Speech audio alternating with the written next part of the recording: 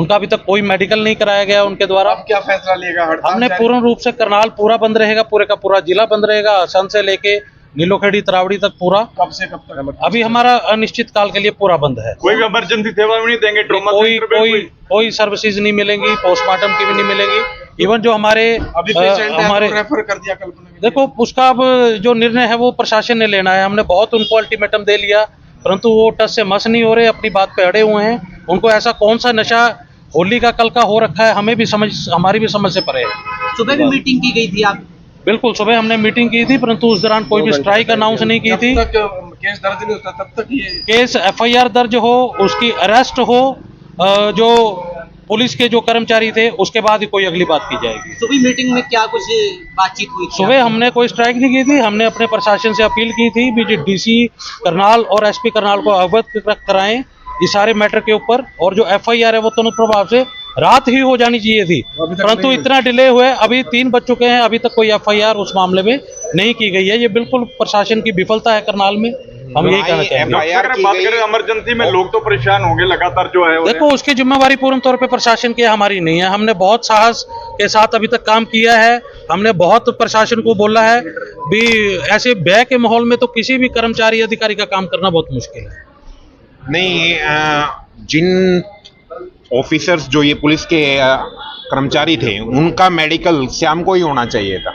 सबको पता है कि जब शराब उतर जाएगी तो उसका फायदा क्या है। तो आप नॉर्मली भी किसी का भी मेडिकल जो है, ऑन ड्यूटी कोई शराब पी रखा है और उसने तो इतना बड़ा का जो है काला कारनामा कर डाला, तानाशाही रवैया अपनाते हुए एक डॉक्टर जो अपनी ड्यूटी पर मौजूद था उसको वहां से उठा ले जाया गया और जो पब्लिक है उसके हितों को नुकसान पहुंचाया। तो अभी कब तक हड़ताल है?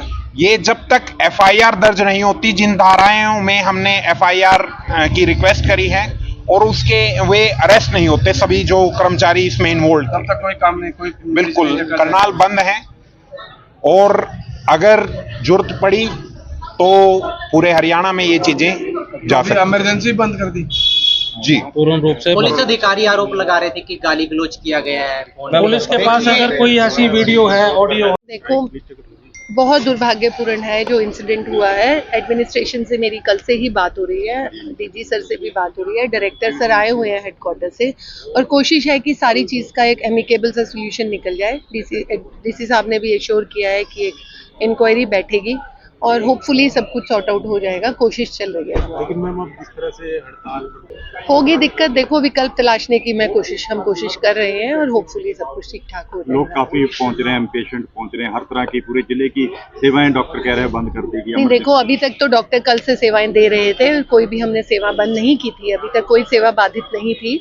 और हमारा, जहां तक मैं डॉक्टर्स को जानती हूँ, इनका प्रयास यही रहता है कि कोई भी मरीज को दिक्कत नहीं आए। मेरे डॉक्टर्स दिन रात हम सेवा दे ही रहे हैं। आप क्या चाहते हैं? FIR दर्ज होनी चाहिए पुलिस? चलो, जो भी है वो एडमिनिस्ट्रेशन या जो भी इंक्वायरी डिसाइड करेगी, लेकिन कोशिश है कि कोई सोल्यूशन निकल आएगा जल्दी। चल रही है अभी, और एक जो अभी इंक्वायरी कमेटी बिठाई गई है उसका रिजल्ट जो भी आएगा वो उसके हिसाब से डॉक्टर हड़ताल पे गए जिस तरह पे, तो कोई अलग विकल्प ढूंढा जाएगा? ढूंढने देखते हैं जल्दी ही। मेरे को इस बात की वो है कि जल्दी ही सोल्यूशन निकल आएगा।